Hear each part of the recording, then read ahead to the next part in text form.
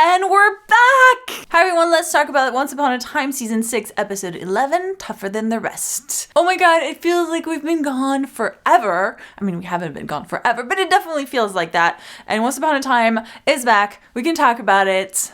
Lots of exciting thing in this episode. And I actually want to quickly mention the theme for this episode because it was all about if you really believe hard enough in something, you can change your fate.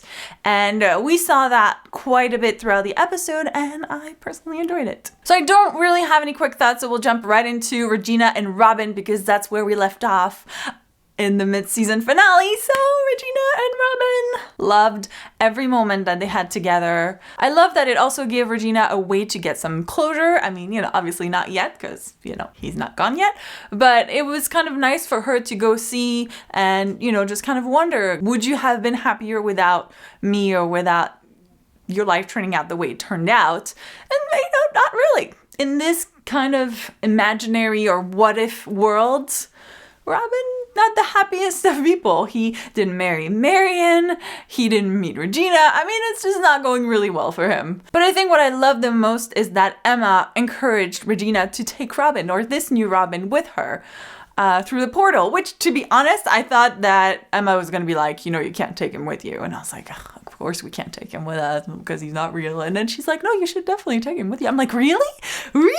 Can we take, yeah, okay, that's cool. Yeah, let's take Robin. That's awesome. So Robin is back, sort of, in Storybrooke.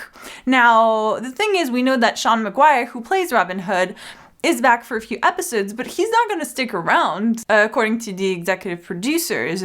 So my question is, I'm already anticipating being sad for Regina when he leaves. How is he going to leave? Because if she wants him to stick around, then why wouldn't he? Unless they're lying to us and then he's really sticking around, which I'm like, yeah, let's do that. Just lie to me and just keep Robin Hood. But I'm worried now that he's going to have to leave. But I guess this would at least give Regina the closure that she's been needed to kind of go on and, reunite with her other evil half. Speaking of the evil queen, I was wondering how she would react to Robin Hood, but she's a snake right now. So now I'm thinking, will she even get to meet him? Maybe Robin will be just helping Regina accept that evil part of her, through discussions and stuff. And the evil queen won't ever get to meet him. I didn't think that I missed Robin that much, but seeing him was just kind of like, I do miss him. I do miss him. Let's move on to Going Home and Pinocchio's return. I have missed August. I love him. I remember really loving him in season 1 and that whole arc. So I'm always happy when he's back. I wish he was more in the show. But I love how through him we also get that theme again of if you believe in something hard enough, then you can change your fate. And the same way that he had to believe that he could be a real boy, he also has to believe that he's a good wood carver. And actually, I know this is totally unrelated, but I recently watched this video on TED Talk about this woman, and if I find a video, I'll put a link in the description. It was a larger conversation about minorities, women in the more scientific type of jobs. She was just explaining this research where they found that if you tell girls that they're not as good at math as boys before a test, they will actually end up performing not as good than if they hadn't been told anything, which really for me shows the power of the mind, which I think relates to this a little bit, where if you really believe in yourself, if you believe you could do it, I think it does influence a little bit of what you can do. Now, of course, I think there are some limits, I can't, even if I wanted to do a pirouette or whatever, I probably would need to practice, but I do think there's something to be said about visualizing and believing that you can achieve things. Anyway, moving on. That was a big aside. My favorite part, though, of the interaction between Emma and Pinocchio was, of course, Hook, but old Hook, old and fat Hook, where Emma is like, wow, I really need to get back home and get someone off the rum and dessert. I never thought Hook could be as funny as he was in this episode. And also love the connection where at the end Emma is hugging Hook and Henry and she's like, it's gonna be okay, we're gonna switch to water. And he's like the drink? And so we're back in Storybrooke. Speaking of Storybrooke, we now know who the hooded figure is.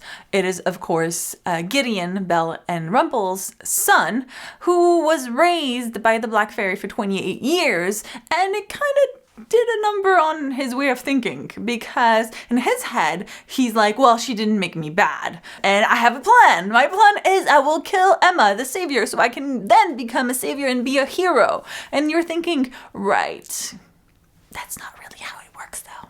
And even though we did get a fight between Emma and him just when she got back, and everyone kind of thought she beat her visions, she didn't die. And we're all thinking, well, this is not the fight that she sees in her head because she's wearing different clothes. So we're definitely going to see another fight between the two, and it definitely looks like Gideon is ready for a fight or is ready to kill someone, and that someone being Emma. And I also feel for Belle and Rumple because obviously it is their son, and they realize that he's kind of messed up a little bit. I mean, the Black Fairy did a number on him, and at this point, I don't think they're really sure if they can help him, but they want to. I mean, it is their child, so I think this is going to be tough on them. And one more thing I wanted to mention, at some point when Rumple is talking to Gideon, he puts his hand somewhere in his pocket or something, and there's like a glow, or it looks like he has something in his hand, some kind of power. I'm not really sure what it was. Like, is it a power? Does he have an object that's like helping him? Or what's going on with that? I didn't get that. Or maybe we're not supposed to get it, but I was like, well, they're showing this to us, so it could mean something. I would love to hear what you thought of this episode. Did you enjoy the return of Once Upon a Time? Are you worried about Robin Hood leaving again? What about the face-off between Emma and Gideon? Let me know in the comments. I'm personally just happy Once Upon a Time is back because it's been way too long. I actually had to watch the previously on Once Upon a Time because I tend to forget things when they take such long breaks. I'm like, oh yeah, what happened again? Like, and I need to. So it put me back in it. I was like, oh yeah, that's right. So it's exciting. Yay, it's back.